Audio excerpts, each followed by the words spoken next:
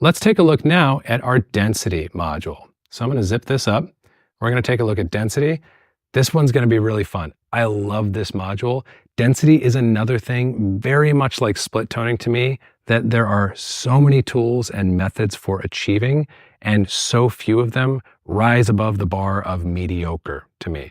And just so we're all on the same page, what are we talking about when we talk about density? This has become kind of a buzzword, but really what we're talking about is exposure versus saturation.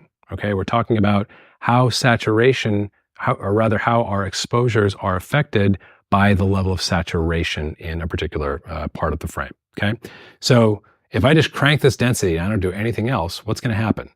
More colorful stuff, more saturated stuff is going to drop in exposure. One of the reasons that we find this appealing is because it models a behavior that we see in film. In film, you can have colors that are bright, or you can have colors that are colorful, but you really cannot have both at the same time by virtue of the physical material of film, which part of the reason we find that pleasing is because that's how stuff works in the real world. If you have an object that is very colorful, meaning it is very selective and only reflects a very narrow set of wavelengths, it's going to reflect less of all the other light that is hitting it, right? By nature, it is going to be darker than a less colorful or a less saturated version of that same object, okay? So we like this because of film, and we like it in film because it models a real world truth that we've all observed intuitively, even if we don't exactly know that we're observing it. So if I pump this density up, you can see I am getting an exposure drop in the more colorful areas of my image. I can see it in really these red washing machines back here. And before we talk about our versus sliders, which are going to crop up again, just like we had in our saturation, let's just talk about our focus. Focus is a way of explicitly defining something that, again, I find so often problematic or challenging in color density tools that I see floating around out there. And really what I'm talking about is, what is your criteria for colorful, right? How colorful, how saturated must something be in order to be subject to a color density operation?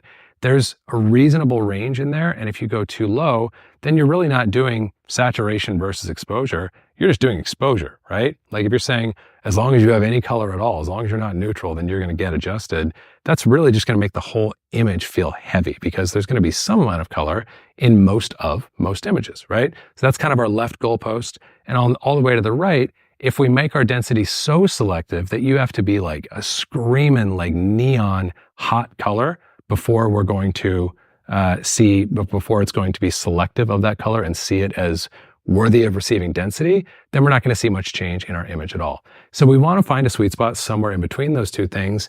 That's what the focus slider is here to give us, is the ability to say like, all right, how colorful must I be? If I go all the way to the left over here, let's look at I don't know, let's see if I can find a good single somewhere in here that we can audition this on.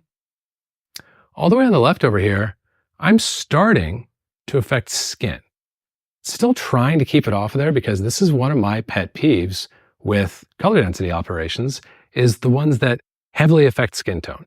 That's not something that I see in film. That's not something I find particularly pleasing. So it's not something that I think belongs in a color density operation, but I do want to give you flexibility. So you can see all the way here at this left edge, we are actually having a little bit of an effect on our skin tones, just a hair, right? As we start to climb up, we're going to have less and less effect because fewer and fewer colors are going to pass the test for, are you colorful enough to receive an exposure drop? Okay. So this is your really important slider, really important parameter within the density module, is defining how colorful do we need to be before density is felt in a particular portion of the image. Okay. Let's talk about these versus sliders. By now we're getting familiar with our versus sliders. We talked about them in split. We talked about them in saturation. We're seeing them here again in density, but there's something different going on here, isn't there? What's different? I've got these set at 0. Weren't they at 50 in the saturation module? Why the inconsistency? Why is it different here? Well, this is something that A, I'm borrowing from film systems, and B, is helping me address something that really bugs me about most color density operations. That thing that bugs me is when you are turning stuff like yellow brown. It drives me nuts. Yellow is not brown. Yellow carries more luminance than, say, red should in an image, right? So the reason I've got this set up this way is because at a default, I don't think it's sensible for your secondaries, for your cyan, magenta, and yellow, to absorb as much or to net as much of a change in exposure based on their saturation as your primaries. And by the way, that's exactly what film does. Red is going to go deeper than yellow or magenta. Green is going to go deeper than blue or yellow. Okay, or excuse me, than cyan or yellow. So we want to sort of, at a baseline, designate density more for our primaries than for our secondaries. Now, these sliders are here so that you have control and you can move that around and push it where you wish. But my taste most of the time is I don't really want to see a big density drop in my secondaries. I want to see that density drop in the primaries like I would in a film print, like I feel like I do out in the real world. So that's why these are defaulted at 0 in their current position here. But of course, you can set these wherever you want to. For purposes of our look that we're building here, I'm going to leave this at its default, essentially, just with density somewhere in the middle and the focus somewhere in the middle like so. And we're looking great. Okay, we've got our same enable checkboxes that we had in the saturation module. So if I did want to get really focused and say, I just want to make my foliage feel really, really rich and deep, I could flip off my red cyan, my blue yellow, and leave on my green magenta, and leave this slider all the way off to the left. We can get focused down into one single primary or secondary if that's our intent. Otherwise, we can leave 2 or 3 of these on and affect more of the image. Okay, and then let's look at one more example while we're here in the density module. Let's just go to another image here, and let's look at what happens if we set these versus sliders at 50, like so, and we set our focus down here at 0. These parameters are closer to what you're going to get with most color density operations. They're going to be very non-selective of saturation. Basically, if you're saturated, you're going to receive some kind of exposure change, and they're going to be very non-selective of primaries versus secondaries. Cyans are going to receive the same amount of density change as reds. Yellows are going to receive the same amount of density change as blue, so on and so forth. So let's look at the difference here. If we go like full density and 0 focus and sliders over here at 50, let's go ahead and grab a still of this, like so. And now I'm going to reset all of this back to the baseline, and I'm going to add this density back in another way. We can now zoom out, and let's just compare. So that's the density with that sort of baseline that's more akin to what you're going to get in another color density tool.